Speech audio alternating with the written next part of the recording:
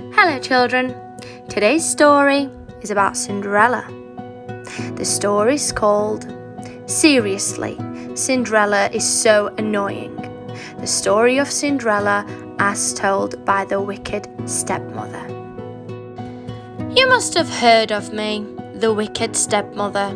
Not true. It's just another one of Cinderella's wild stories. Not as wild as the one about the pumpkin and the fairy godmother. The real story, the true story, began with some chatter and some dust. All I ever wanted was a husband and a mansion. Before I married Cindy's father, my two darlings and I had met Cindy only a few times. The girl had seemed normal then. After I married Cindy's father, my darlings and I moved in. When I had just one foot on the front step, my dear husband kissed me goodbye and said, I'm off on business. He leaves often, Cindy said, but the animals stay put. They talk, they joke, they sing, they even help out, especially the bluebirds. Now I don't mind a story, but I like facts, not fiction. Soon the girl was talking all kinds of hokey pokey. Once upon a time, Cindy said, one of the bluebirds became blue. Not the colour, the feeling. His friend had flown south. My darlings and I were stuck near the front door. I just wanted to put away my bags, and that's when I saw it. Dust. Dear, is the whole house this dusty? I asked. I don't know, Cindy said. I'll give you a tour. In the dining room, Cindy told stories. In the study, Cindy told stories. Non-stop.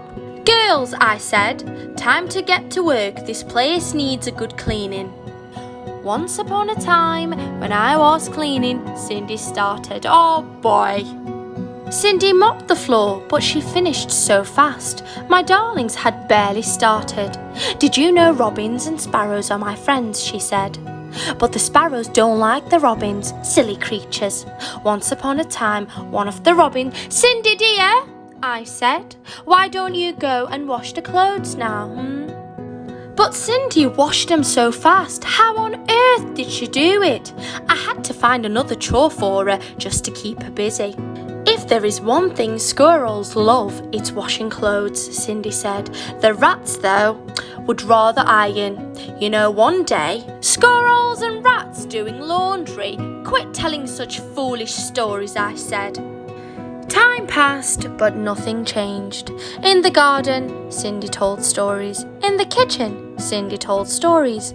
At dinner, I couldn't hear myself think. Dear, please, I said, stop talking. But Cindy didn't stop. One day, a letter arrived. It was an invitation to the king's ball. The prince would surely fall in love with one of my darlings. Then they would marry, live in a beautiful castle, and one day be king and queen of all land. Oh, stepmother, I have to go too, said Cindy.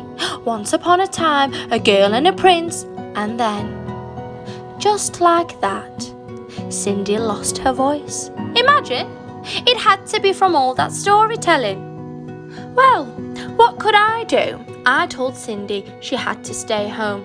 For her health. She cried, of course, but a ball was no place for a sick girl. She needed rest. Sometimes it's so hard being a stepmother. At the ball, my darlings twirled, they whirled, but then some strange girl waltzed in. Her gown was magnificent, I couldn't take my eyes off it. I wondered how much it costs, and if my seamstress could copy it for me. The prince and the girl danced and pranced. My poor darlings were left princeless. A few days later, the prince made an announcement. A glass slipper had been left at the castle. The prince would marry the girl whose foot it fit. Our big chance.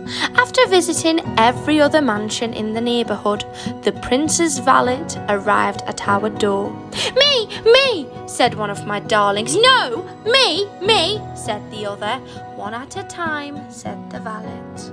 Each girl tried, but the shoes didn't fit. Then Cindy pushed out a whisper. "Please, let me try." "The shoes fit!" Cindy pulled the match out of her pocket.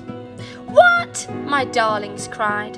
Cindy pushed out another whisper. She said something about a pumpkin coach, a mice that turned into horses. She even added a fairy godmother. Please, there is no such thing. But I still don't know where she got those shoes. A few days later, the prince married Cindy. Poor man, he had no idea what he was getting himself into. But we lived happily ever after. Now children, this is the end of our story. I hope you liked this version of Cinderella's story. Until next time.